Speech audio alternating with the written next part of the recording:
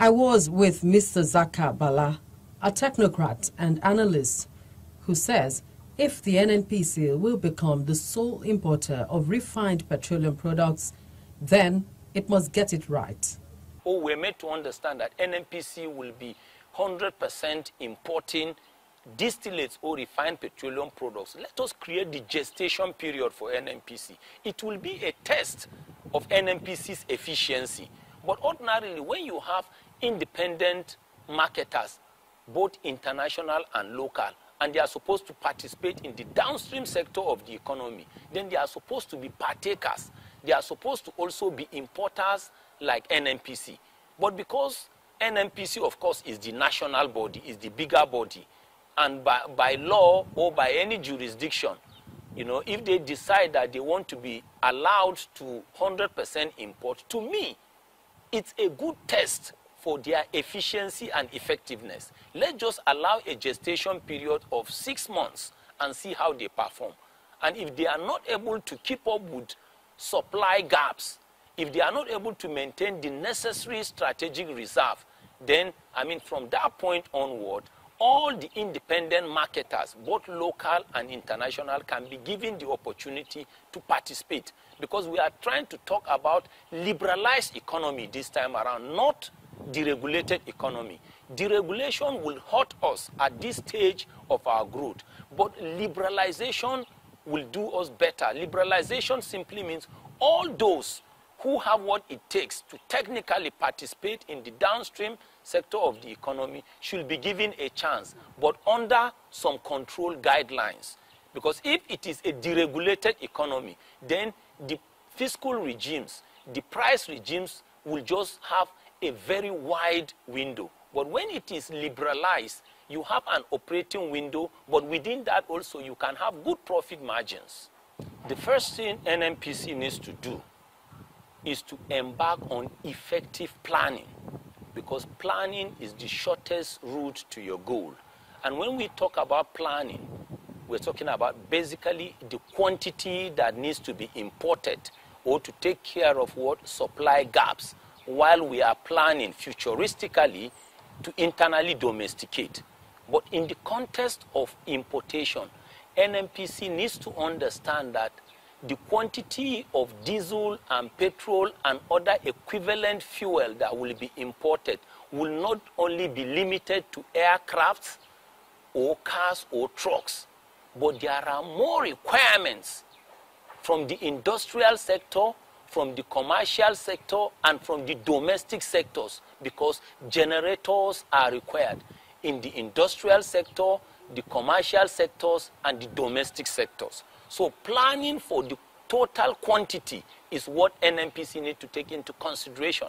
Because as I speak to you today, or as we are talking in this context, there is not only a fall in supply of electricity, but there has been a forecast also that there will be low rainfalls. That means the contribution to the national grid from Kainji Dam, Shiroro Dam, and Jeba Dam will be little or nothing to talk about. Their contribution to the national grid will be non-existent. And that simply means we are likely to depend on imported refined products or distillates to run the energy of this economy. Statistically, we do understand that Nigerians need about 38 million liters of petroleum products every day. But looking at the challenge in the power sector and the challenge in the oil sector, is that figure still reasonable at this point? Based on the name Nigeria wants to claim as the greatest and the continental economy within the continent of Africa, first of all, there is no way you can predicate a continental economy on a supply or electricity supply of less than 5,000 megawatts. And that simply means you must rely on something for your energy requirements. In the case of Nigeria now, we are relying on the supply of petrol and diesel principally. And anybody who tells you that 38 million liters in total will be the energy supply for automobiles, right? The domestic in the sector generator requirement, the commercial sector generator requirement, and the industrial sector generator requirement is not being factual. And this is where the economic planners, right, in tandem or in synergy with NNPC, need to come together and sit down. All they need to ask themselves is this: for every day that we don't have supply of electricity, what is supposed to be the energy requirement? You can do that calculation and translate it into quantities or liters of petrol and diesel. Then that is what you need to add to estimated consumption from automobiles, in this case, cars and trucks.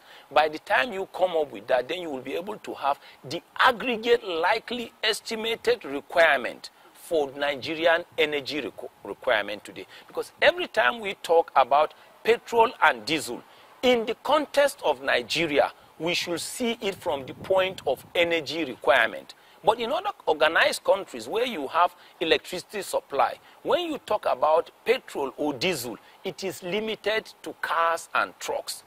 The petroleum industry bill is currently in the National Assembly. For so many years, it's yet to be passed. If this bill is passed, would it have played any important role in the petroleum sector? If you want to do something about subsidy imports and subsidy differentials, what we need to do is to internally domesticate. We need to go into internal refining. And if you want to go into internal refining, we just do exactly what great countries like Saudi Arabia are doing. Saudi Arabia produces more than 10 million barrels, but they refine more than 50% of what they produce. That takes care of all their energy needs, and they have some for exports. In the case of Nigeria, if we want to free ourselves from subsidy corruption, subsidy imports, and exchange rate differentials, what we need to do is to internally domesticate and internally refine. And that simply means get the crude oil from the wellhead in Naira, move them across the pipelines to the respective depots or to the respective refineries in Naira, refine them in Naira, distribute to Nigerians in Naira, earn Naira. From that alone, you will free yourself from exchange rate differentials. This is the way countries plan their macro economies. So if we are talking about NNPC importing 100%, that could be for another reason. You know, it may be related to stamping out corruption, but it cannot save us from subsidy imports and subsidy differentials. The non-passage of PIB will continue to hurt Nigeria, and it will reduce Nigeria to a country that will best be described as a country of great people and a great country itself, but a bad example. Nigeria will remain a bad example on the international pedestal as far as the oil and gas industry is concerned, because Nigeria does not have a current contracting document.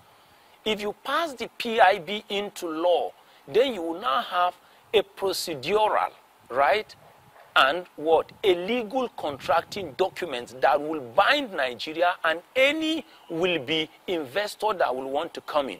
Because if you pass the PIB into law, then it will contain fiscal regimes, tax regimes will be there, corporate social responsibility regimes will be there. How you will relate with the governments will be, you will have the information there. The way and manner you are also going to deal with your host community will be there. Then powers will be defined. And anybody who wants to contract with Nigeria can call up that document, either through Googling or through online request, and can view that. And when you view that, you can now decide, should I go into Nigeria and contract, or I should go into any other country? But as long as you do not have a contracting document, nobody will take you serious. And before now, some people will say, but already 1 or 2 documents exist. Yes, but don't forget, what we have always had existing has been the 1969 Petroleum Act or Petroleum Law.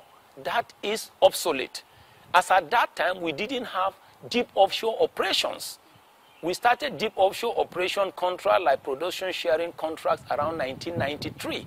So all those needs to be incorporated. It's just like our tax laws. If you go into our tax laws, you see so many services asking you to pay 10 kobo, 15 kobo, 20 kobo. But based on dynamism of time and events, we all know that most of these services are supposed to be paid in thousands of naira or hundreds of naira. And that simply means we need to cleanse the tax documents. And by extension, we need to cleanse the oil and gas contracting documents, which in this case is supposed to be the petroleum industry bill. The government has said it has succeeded in trying to revamp the refineries in the country through the turnaround maintenance initiative. However, there are still threats to that success. The success is short-lived. What should the government be looking to do in terms of ensuring that its success in the turnaround maintenance of the refineries is total? Well, the only way you can tackle economic corruption, vandalism, or saboteur is to unleash your security mechanisms. And when you talk about security mechanisms, they exist in different folds, but I can describe them best into preventive mechanisms, right? Detective mechanism and corrective mechanisms. Preventive mechanisms are the necessary tools, the necessary personnel, the necessary equipment that will prevent your pipelines from becoming faulty without being noticed. They will also help in preventing criminals from having access to your pipelines and breaking them or vandalizing them. They could also prevent saboteurs from having access or conniving and causing frustration to the government. So you can see preventive mechanisms are many. There could be intelligence report, there could be IT surveillances, there could be personnel.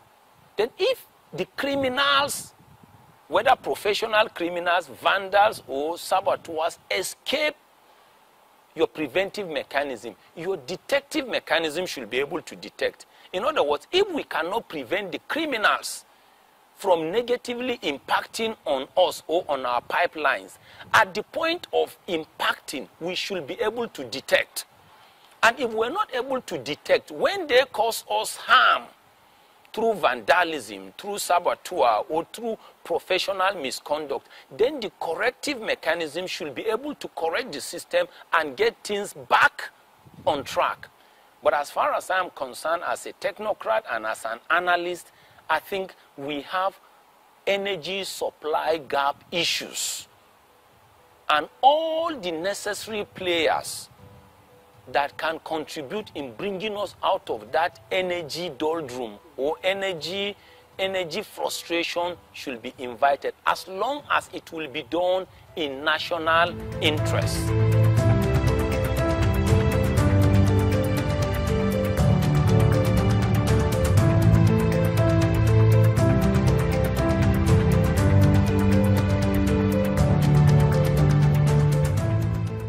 NNPC plans to increase the market share of its retail business from 12% by building a mega station in every senatorial district across the country. In a deft move designed to ensure efficient distribution and countrywide penetration of petroleum products, the corporation has launched a nationwide consultation with stakeholders aimed at drumming up support for the planned expansion of its retail outlets.